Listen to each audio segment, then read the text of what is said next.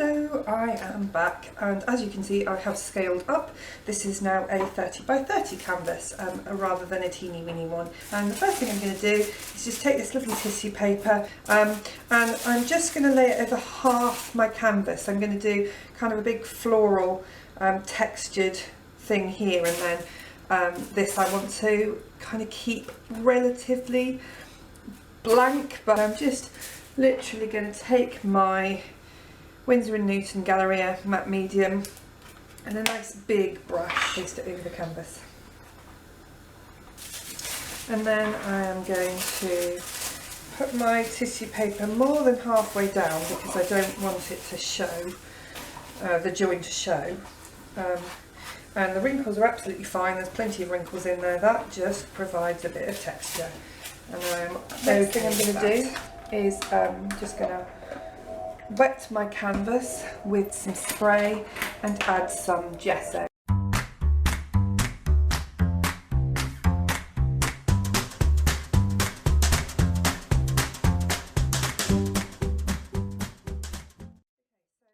This is nice and dry. I just wanted to show you the pictures that I've been inspired by. Hopefully you can see them. There's two pictures, both are dahlias. This one is just a really pretty picture of like a collection of dahlias, and I just love that kind of starburst effect you get with the petals. And then this is kind of what I'm aiming for. I really like the way the top half of this picture is blank and then the bottom half has these beautiful flowers in very subtle colours. I'm usually a bright colour person, but this is very subtle.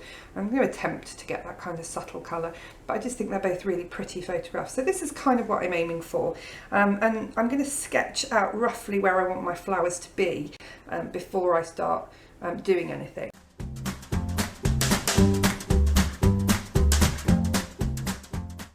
And then I got this technique from Facebook. There's a lady that posts on Pinterest and Facebook, and she's called Maria, but she goes by the name of Abissimo. Her work is just sensational, it's so beautiful, and she uses modelling paste and tissue paper to create these amazing textures. So that's what I'm going to do here. I'm not going in with pure modelling paste. I'm going to take my Winsor & Newton modelling paste and I'm going to mix it with tissue paper and water. I say tissue paper, what I mean is toilet roll. This is just run-of-the-mill supermarket brand toilet roll. There's nothing posh about it at all. I wouldn't recommend you use coloured ones because that would, well, it might give an interesting effect, I don't know, but I'm going with white so I can paint over it. And I'm just do plenty because you will need plenty, and I really don't know what the ratio is. I just do it until I get a texture I'm happy with. So I've put some modelling paste on my artist's palette, my plate, and then I'm just going to go in with just one sheet of tissue paper, toilet paper, and I'm going to spray it with water.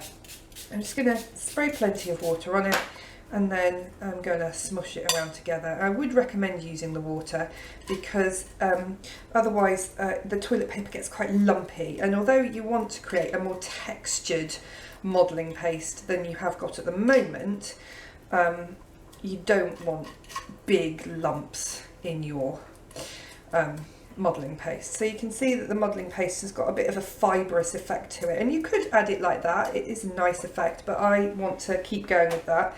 So I'm going to add another one, same thing, spray it with water. If you add too much water you can always add a bit more modelling paste, but once the tissue paper gets clumpy then you kind of can't go back. And then I just tend to kind of use very like swift strokes to just separate it from itself, so that it goes a bit more fibrous. You don't get lumps. One or two lumps is fine, but big chunky lumps, I've tried this before and it's okay, but it's not the best if you're trying to spread it because it's just lumpy. So that's looking pretty good. You can see that it's, if I spread it out, it's definitely more fibrous than it was, but I'm going to go in with a third sheet, just see what happens.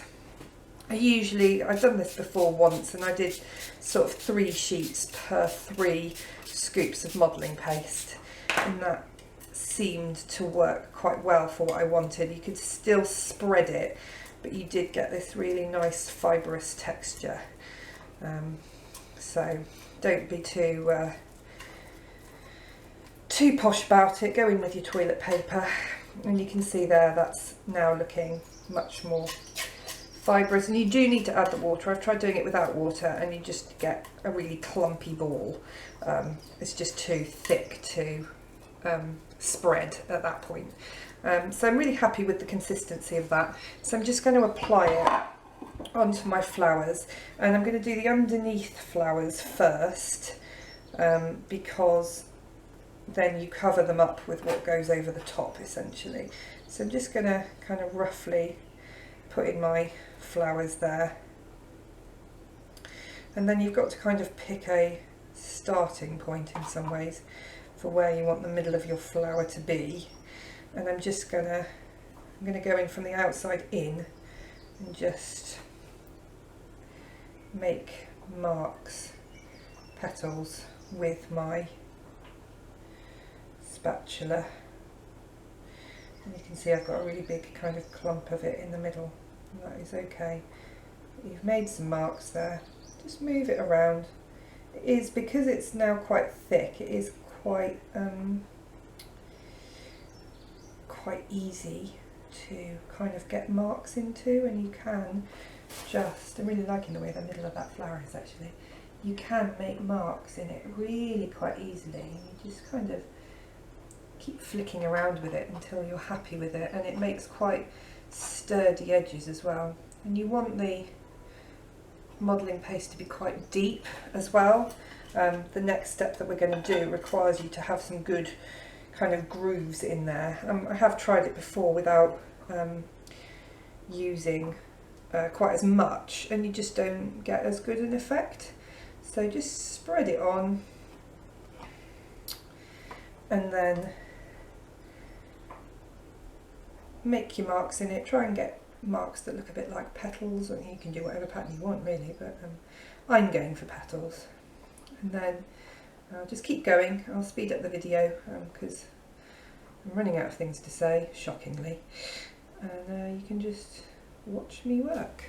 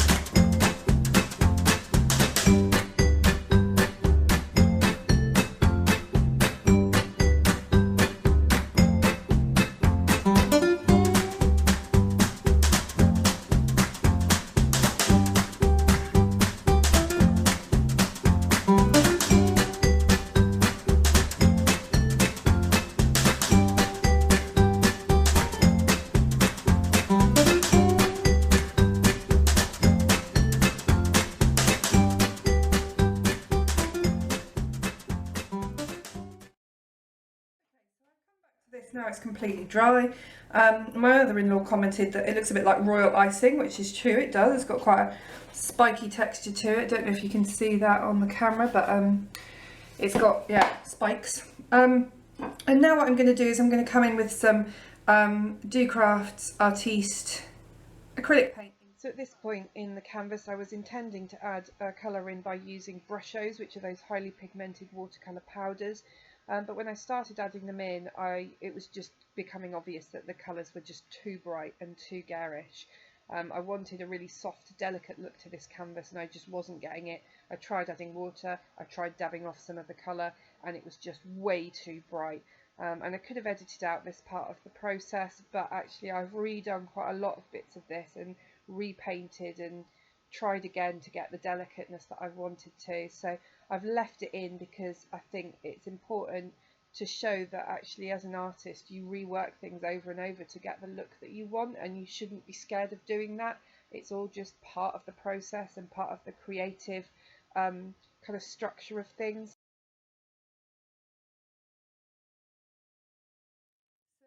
This is where I am now at. I have tried to cover up the brushes with some gesso, and I've had to give it a good few coats, but you can see that the brush pigment is still very much showing through.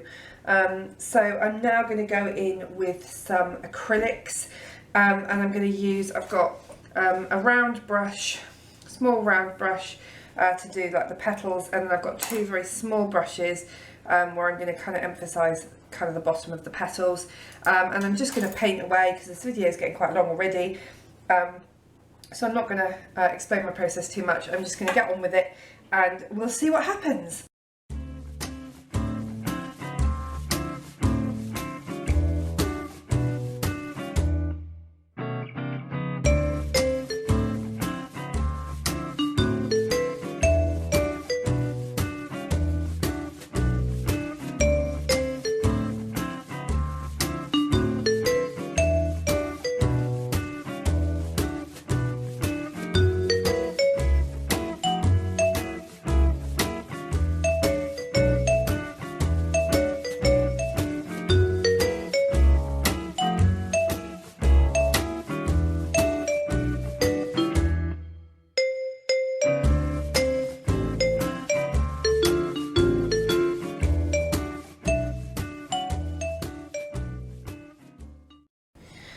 So this is all dry now. I've left it overnight to dry. I've got some funny colours in the bottom there where the blue is still coming through, but you can see it's quite pale and very tonally, there's not a lot of range to it. So this might seem strange, but the next thing I'm going to do is coat it with matte medium, because I want it to be more of a non-porous surface, and I don't want to take off the paint layer that I've put on there. So I'm just going to cover that with a layer of matte medium.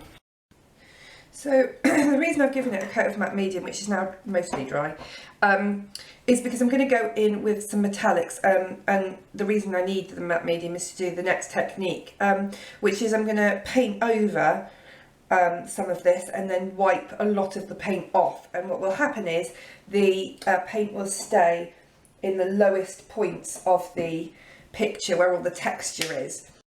So I'm going to start off with the flowers in the background here, this flower here particularly, and I am just covering the entire thing with this darker colour, this kind of pinky purple colour, and then with a baby wipe, and I do find baby wipes are the best things to use because they are already moist, I am going to wipe off this, and then sometimes need one baby wipe to wipe and then another baby wipe to just take off the excess. So we'll give it a go.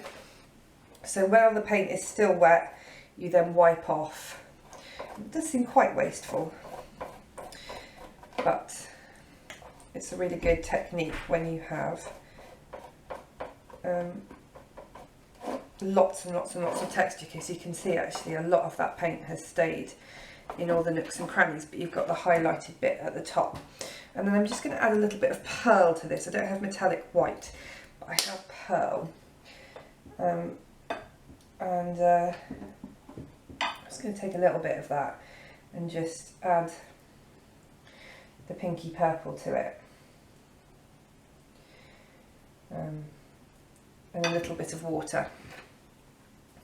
And I'm just going to do it in the centre of my dahlia. I don't want the whole thing to be like this. I want kind of graduated colour. So I'm just going to go in, cover the whole thing, and then I'm only going to do like the first petals. And do make sure you get into all the nooks and crannies. That is really important when you do this technique, because obviously you want the darker colour to stay in those nooks and crannies. That is the purpose of it, of doing this technique. So try and really, and that's why I'm using quite a small, cheap brush, and I'm just really kind of stabbing at it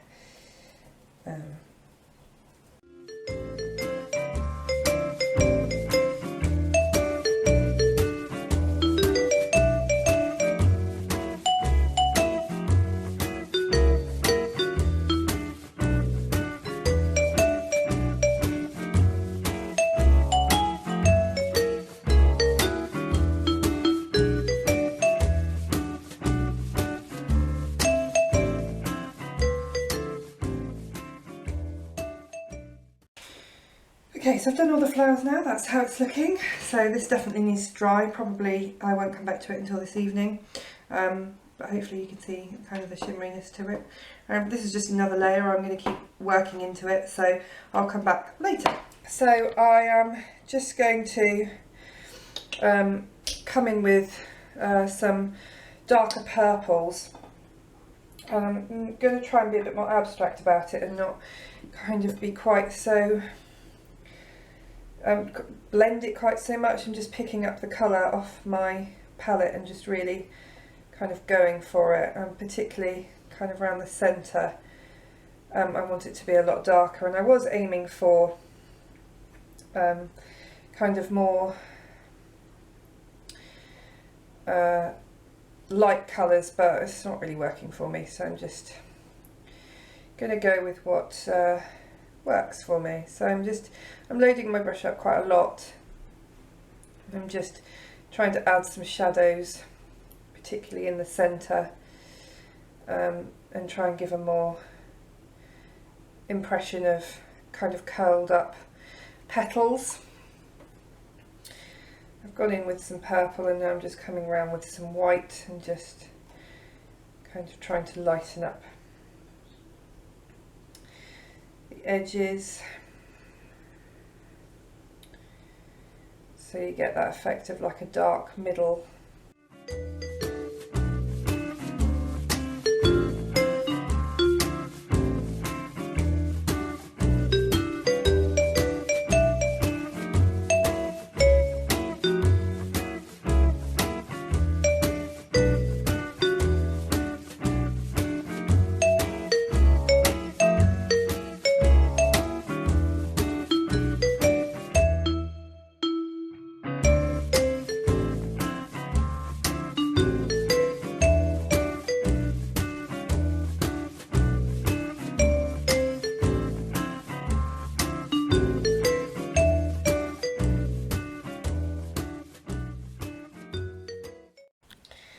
Okay, so I just mixed a metallic pink again. It's taken me ages to figure out I've not actually got metallic pink, and that I needed to mix the pearl and the bright pink.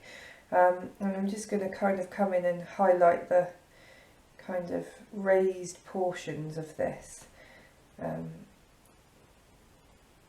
just kind of swipe it over, a bit like embossing it really. I'm not really painting it, I'm just kind of, it's really like light pink, and I'm not really trying to be neat about it either. I'm just trying to find the kind of high ground, as it were, which the brush is really doing without me having to do anything. I'm just kind of swiping it over to kind of highlight the area without, because I don't want like defined brush strokes anyway. I want the metallic-y highlight of it. I just like that effect, I like that look. And I'm not going to do the edge, I want to keep it kind of disappearing into the other flowers.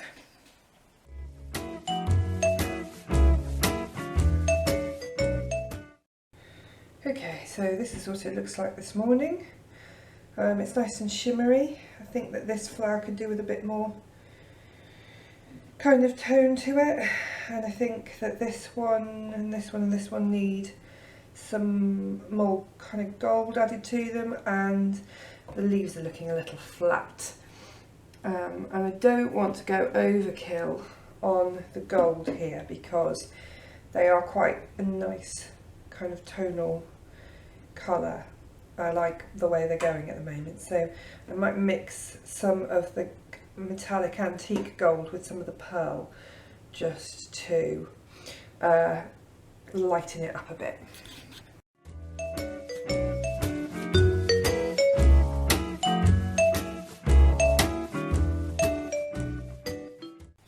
So I just realised that I forgot to press record when my camera automatically turned itself off. So while I was talking to myself, I was just saying that I really didn't like the look of this corner flower. It was very kind of pinky purpley, didn't really have a kind of identity to it. So I've just gone over it with some very, very light pink. And now I'm coming in with just some pure white and just kind of dotting it into some of the crevices to get a kind of graded effect. I apologise that you didn't see me, but all I did really was paint the whole thing pink, and it is a very, very light pink, as you can see. And then I'm just going to come in with this is obviously a very bright pink, lush pink it's called. I definitely don't want a lot of that, so I'm just going to take like the end of my paintbrush really and stick it in the pot and try and get just a very, very small bit of pink, and I'm just going to mix it on the edge of my pink just to darken it up ever so slightly, because I just want a slightly darker centre.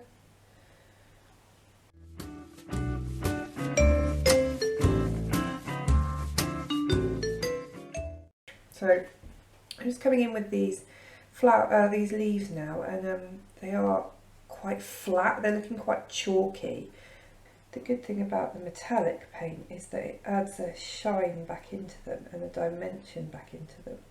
And I'm just, again, picking out the ridges because I don't want to get rid of any of the colour that I put in yesterday. And I'm just trying to pick out the high points of the leaves. Okay, dry. Now, so a little bit of pearlescent, and then I'm running out of time before baby wakes up, so I'm going to add in some glitter glue.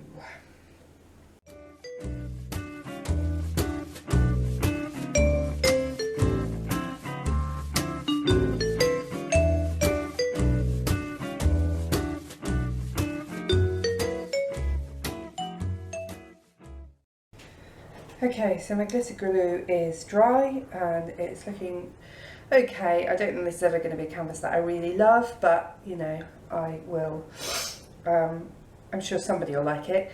So I'm going to do kind of the final embellishments now. I found these cute little paper flowers in my stash from,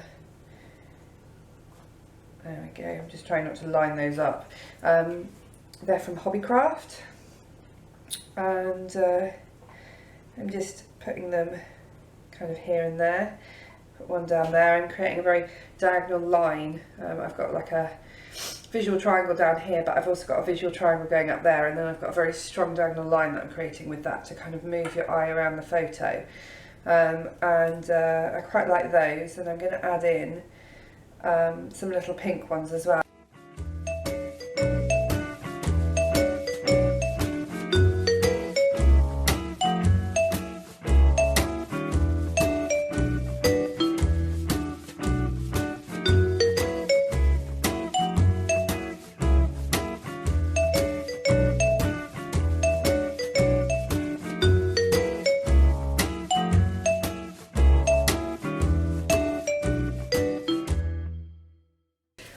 If you enjoyed watching me work and you don't mind me prattling on, then please like, comment and particularly subscribe. I only have 3 subscribers at the moment, and I'm okay with that because, you know, I'm really new to this, but it would be really nice to have some more so that I just had a bit more support, or you know, some constructive advice on how I can improve these videos. That would be great. So thank you very much for watching, and hopefully I will see you again soon.